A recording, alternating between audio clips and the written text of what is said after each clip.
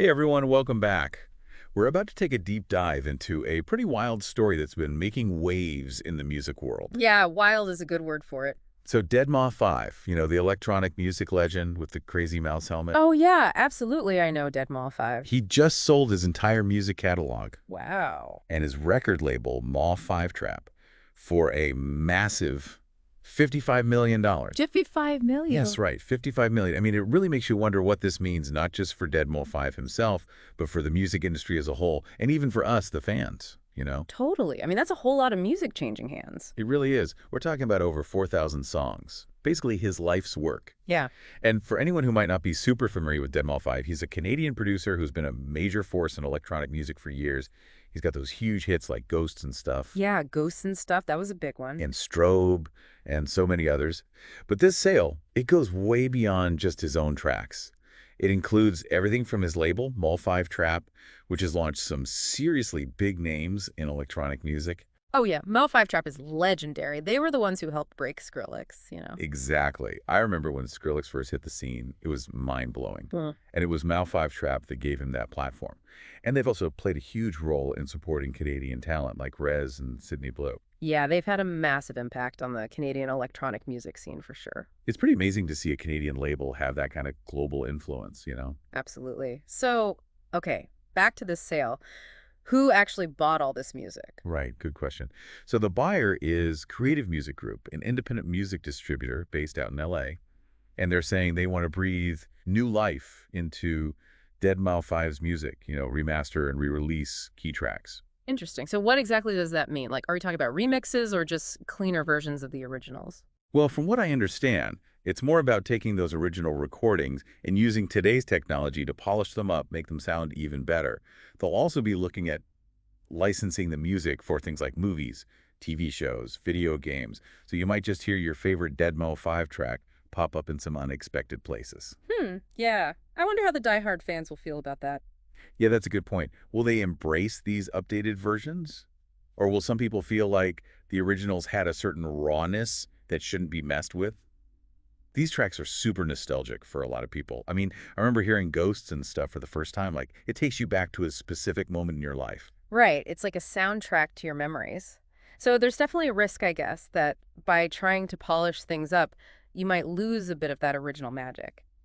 It'll be interesting to see how Creative Music Group balances staying true to the original sound while also making it fresh for new audiences. Absolutely.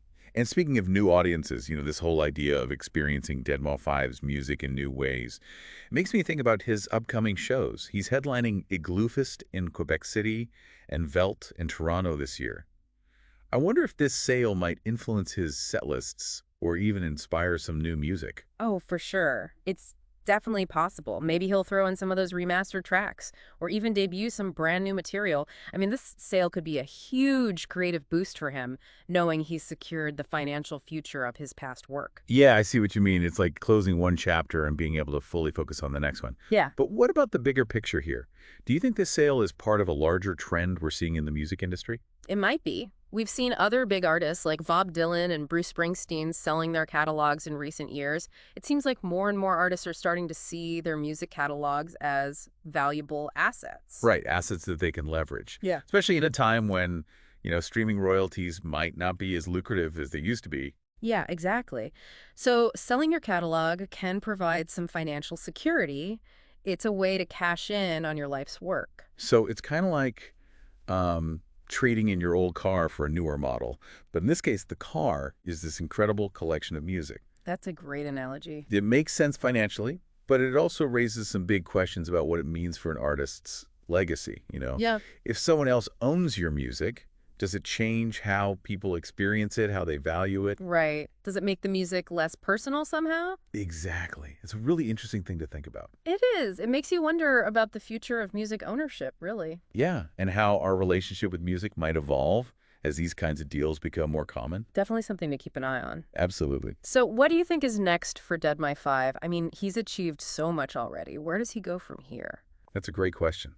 He's always been an innovator, pushing boundaries. So I wouldn't be surprised if he dives headfirst into something completely new. Maybe he'll explore new genres, collaborate with artists from different backgrounds, or even focus on scoring for film or video games. Yeah, the possibilities are pretty much endless. And who knows, maybe this sale will give him the freedom to take even bigger creative risks. It'll be fascinating to see what he does next. Absolutely. And for all you Deadmau5 fans out there, well, keep your ears open because you never know where that iconic mouse helmet might pop up next. You might just hear his music in places you'd never expect. Thanks for joining us for this deep dive. It's been a wild ride, and we're excited to see what the future holds for Deadmau5 and the music world. Yeah, this is definitely a story that's going to keep unfolding. Until next time. See ya.